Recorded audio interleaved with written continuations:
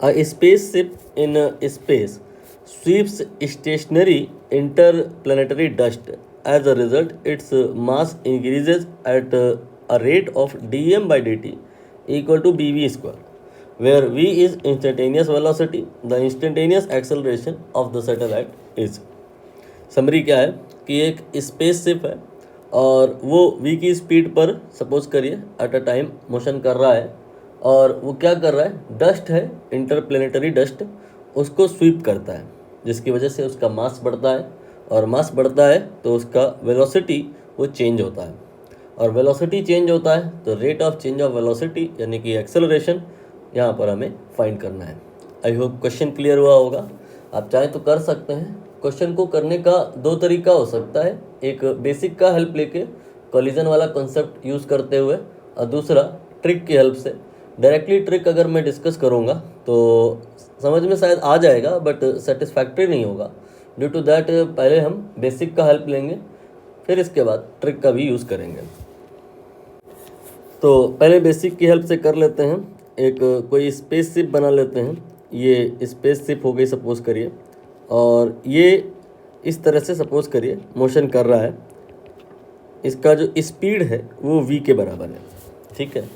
तो यहाँ पर डस्ट मैंने मान ली, ये डस्ट है। इस डस्ट को ये क्या करेगा, स्वीप करेगा, यानी कि अपने में ही लिपटा लेगा।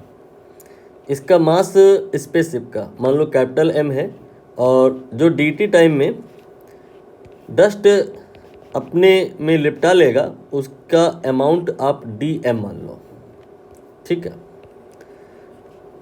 और dm का वैल्यू आप यहाँ से निकाल लो, क्रॉस मल्टीप्लाई करके ये bv स्क्वायर dt आ जाएगा। Now here we can assume कि एक कोलिजन होने जा रहा है इसके और इसके बीच में। इसका मास गिवन है, वेलोसिटी गिवन है, इसका मास गिवन है, और वेलोसिटी 0 मानेंगे आप। तो कोलिजन होने के बाद की जो कहानी होगी उसमें ये जो स्पेसशिप है उसका भी मास होगा, एंड टुगेदर विद दैट जो dm है वो भी आ जाएगा।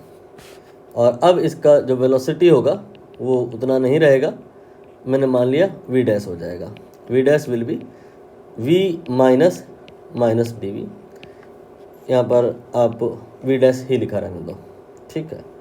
आपको बस इतना समझना है कि v डैश जो होगा वो v से कम होगा। क्यों? क्योंकि यहाँ पर कुछ मास अगर आ गया है तो यहाँ पर स्पीड कम हो जाएगा। क्यों हो जाएगा ऐसा? Because of conservation of principle of momentum. Let us apply.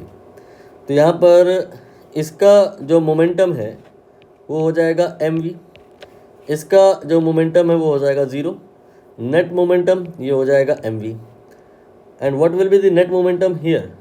It will be m plus dm multiplied by v dash. दोनों को आप इक्वेट करा दीजिए, तो ये जो mv आएगा that will B m plus dm multiplied by v dash. यहाँ से v डैश जो आएगा that will B mv and divided by m plus dm। अब आप यहाँ से देख लो v डैश जो है वो कम होगा। क्यों? क्योंकि यहाँ पे dm ये ऐड हो रहा है, न्यूमरेटर में समथिंग आप ऐड करोगे तो वैल्यू कम हो जाएगी। और हमें v डैश नहीं निकालना है, हमें निकालना है एक्सेलेरेशन। ये होता है v dash minus v change in velocity divide by time. Time here we have assumed small that is dt। v dash का वैल्यू ले लीजिए mv divided by m plus dm minus v and divided by dt। इसको आप solve कर लीजिए, cross multiply कर लीजिए। ये mv इस mv से कैंसिल हो जाएगा, you get minus of v dm divide by dt। ये आपको डायरेक्टली याद भी होता है, यहाँ पर एक m प्लस dm डिवाइड भी करना होगा, और यहाँ पर m प्लस dm को हम ओनली m लिखेंगे। ऐसा क्यों करेंगे?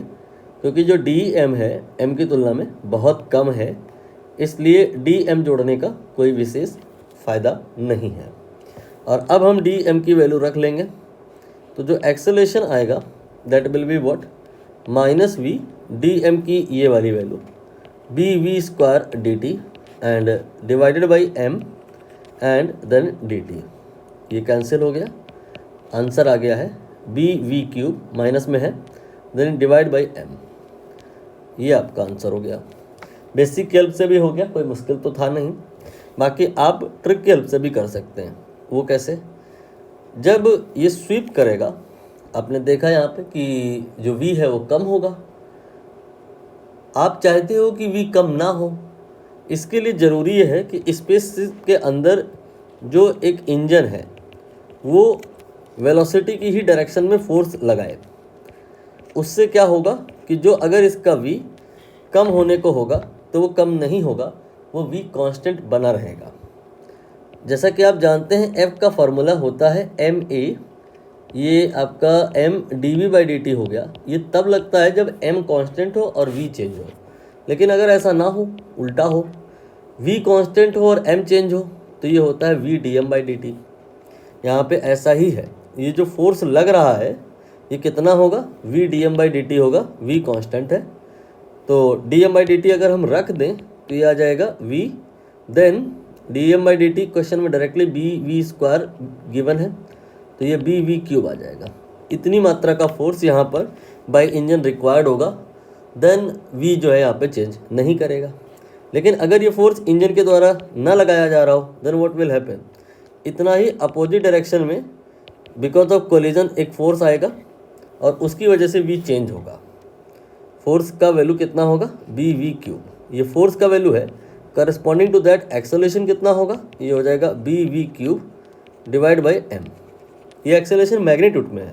डायरेक्शन की अगर बात करें तो देखिए वेलोसिटी ऐसे है, फोर्स ऐसे आ रहा है due to collision, and acceleration ये भी ऐसे ही आ रहा है, इसलिए यहाँ पर अपोजिट है, इसलिए यहाँ पर माइनस लगाना होगा। Answer will be option B.